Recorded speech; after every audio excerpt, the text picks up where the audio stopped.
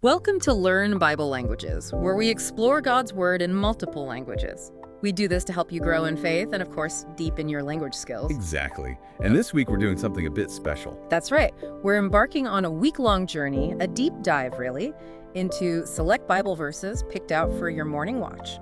This covers June 22nd through June 28th, 2025. Right. Kicking off the week, Sunday, June 22nd. We have two verses here, distinct but potentially connected. First, John chapter 14, verse 27. In English, "Peace I leave with you, my peace I give unto you. Not as the world giveth, give I unto you. Let not your heart be troubled, neither let it be afraid."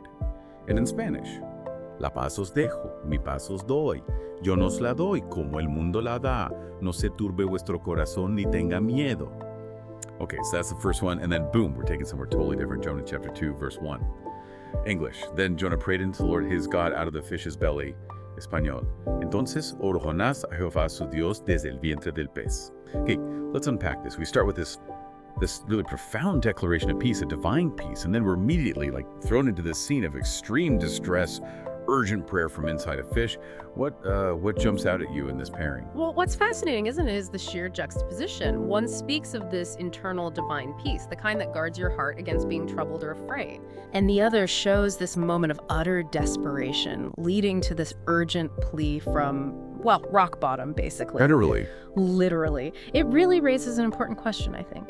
Does finding that deep peace sometimes, maybe often, require us to face our deepest fears or distress head on? You know, like Jonah had to. So peace isn't necessarily the absence of the storm, but maybe something found within it? Precisely. His prayer came from desperation, not serenity. But that very act, that desperate turning to God in the midst of the chaos, that was his path. It suggests that true, lasting peace, the kind not as the world gives, might actually be forged in those belly-of-the-fish moments. That's powerful. Okay, let's move into Monday, June 23rd. Our first verse here is Mark chapter 13, verse 10. English. "And the gospel must first be published among all nations." En español. "Y es necesario que el evangelio sea predicado antes a todas las naciones." And that's followed by Hebrews chapter 12, verse 14. English. "Follow peace with all men and holiness, without which no man shall see the Lord." Español. "Seguir la paz con todos y la santidad, sin la cual nadie verá al Señor." Yes, you're welcome. So, okay, we've got this big outward-facing mandate, spread the message globally, and then right alongside it, this deeply personal inward call, pursue peace with everyone, pursue holiness. How do these two work together? Are they linked? Oh, absolutely. If you look at the bigger picture, it suggests this really powerful dynamic. The outward mission, spreading the gospel to the world, it's inextricably tied to our inward state. Our peace, our It wholeness. seems like you have to live it to preach it effectively. Exactly. It implies the message itself is actually embodied by the people carrying it. Think about it. If you're talking about peace, but you're constantly causing strife, or talking about holiness while living hypocritically, The message loses its power. right, it falls flat. Or worse, it makes the message seem untrue. So the personal pursuit of peace and holiness isn't separate from the mission. It actually gives the mission its integrity, its authenticity. It's the foundation for the outward work. Makes sense. All right, Tuesday, June 24th. This pairing is interesting. We start with Numbers, chapter 13, verse 2. English. "Send thou men that they may search the land of Canaan, which I give unto the children of Israel. Of every tribe of their fathers shall ye send a man, every one a ruler among them." Español. "Envía tu hombres que reconozcan la tierra de Canaán, la cual yo doy a los hijos de Israel. De cada tribu de sus padres enviaréis un varón, cada uno príncipe entre ellos." So, a very practical instruction, sending scouts. Then we jump to Ephesians chapter 5, verse 19. English. "Speaking to yourselves in songs and hymns and spiritual songs, singing and making melody in your heart to the Lord." Español. "Hablando entre vosotros con salmos, con himnos y cánticos espirituales, cantando y alabando al Señor en vuestros corazones." Okay, this is where it gets, like you said, really interesting. From sending scouts to explore a physical land, a promised inheritance, to this inward, heartfelt expression of worship through song. What's the possible connection between reconnaissance and singing? Yeah, on the surface, they seem worlds apart.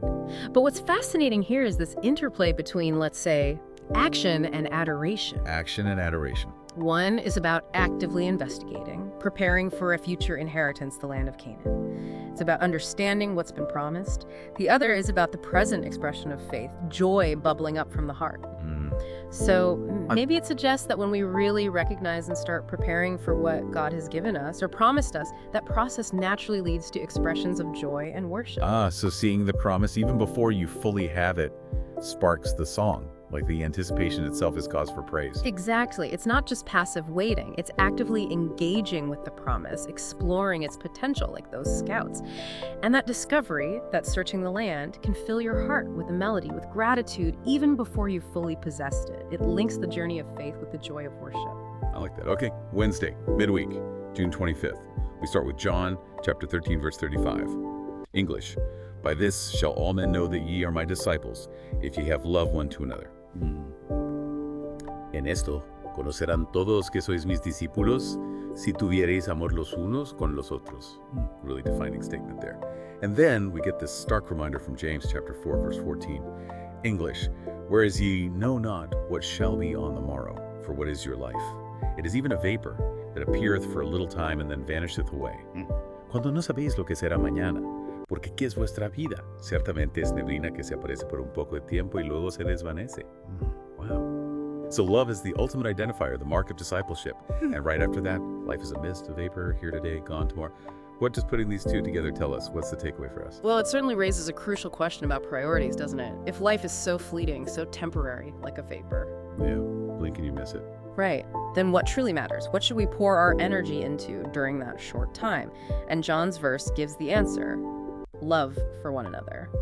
So the shortness of life actually makes the call to love more urgent. Precisely. It doesn't diminish life's value. It intensifies the significance of how we live it. Specifically, how we love. It gives this immediate, powerful why behind the command. Why love sacrificially? Because life is short, and love is the thing that endures, the thing that truly defines our time here. It's the lasting investment in a temporary existence. It shifts the focus from maybe worldly success to relational depth. Absolutely. In a world chasing fleeting things, this pairing pulls us back to what's fundamentally important and lasting: our connections, our compassion. Love becomes the measure. Okay, Thursday, June 26th. Here we see a really sharp contrast play out. First, 2 Kings chapter 5, verse 20, English. But Gehazi, the servant of Elisha, the man of God, said, Behold, my master hath spared Naaman the Syrian, in not receiving in his hands that which he brought. But as the Lord liveth, I will run after him and take somewhat of him. Español. Entonces Giezi, criado de Eliseo, el varón de Dios, dijo, He aquí mi ama ha perdonado a Naamán, arameo, no tomando de su mano las cosas que había traído. Vive Jehová que correré yo tras él y tomaré algo de él. So there's Gehazi giving into greed, and then Philippians chapter 4, verse 13, English. I can do all things through Christ, which strengtheneth me. Español. Todo lo puedo en Cristo que me fortalece. Man, that's a stark difference. You have this clear example of human temptation, greed, self-interest, and then this declaration of immense spiritual strength and capability. What's the lesson in this contrast? It's incredibly stark, isn't it? You've got human failing, driven by covetousness, right up against the statement of, frankly, boundless capability through divine empowerment. Total opposites. Totally. Gehazi shows us that constant human struggle, doesn't he? That internal battle with desire, the pull towards personal gain, even when it compromises integrity. And then Paul's words in Philippians point to a completely different source of strength. Not self-reliance, but God-reliance. Exactly. It's not about my power, but accessing this divine strength that can actually overcome those very human failings Gehazi succumbed to. It highlights this constant tension we live in, our own weaknesses, versus the transformative power available to us. It forces you to ask, where am I really looking for strength? What's driving my actions? So Gehazi's story is like a warning sign. It is a cautionary tale. Trusting your own cunning, giving in to selfish desire, it leads down a bad road. Philippians offers the alternative path. Rely on Christ's strength, and you can overcome, you can live with integrity, you can do what you're called to do. It's about where true capability lies. Got it. Okay, Friday, June 27th. Nearing the end of the week. This pair contrasts the vast and the minute. Genesis chapter 1, verse 20, English. And God said, Let the waters bring forth abundantly the moving creature that hath life, and fowl that may fly above the earth in the open firmament of heaven. Español. Dijo Dios, produzcan las aguas seres vivientes, y aves que vuelan sobre la tierra, en la abierta expansión de los cielos. So the explosion of life in creation. And then Ecclesiastes chapter 10, verse 1, English. Dead flies cause the ointment of the apothecary to send forth a stinking savor. So doth the little folly him that is in reputation for wisdom and honor. Español. Las moscas muertas hacen heder, y dar mal olor al perfume del perfumista. Así una pequeña locura, al que es estimado como sabio y honorable. This is another really thought-provoking one.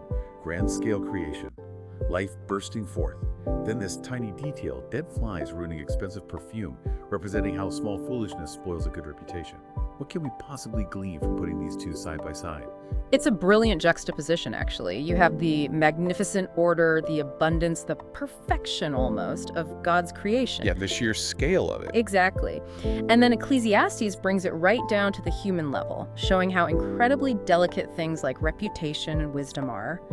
How a seemingly small thing, a little folly, can have a disproportionately large negative impact. Like one bad decision, one careless word. Precisely. It can tarnish something valuable that took a long time to build. So Genesis shows us the divine ideal, the grand design. Ecclesiastes gives us this sobering reminder about human reality, the need for vigilance, for integrity in the small things, because those small things can undermine the whole structure.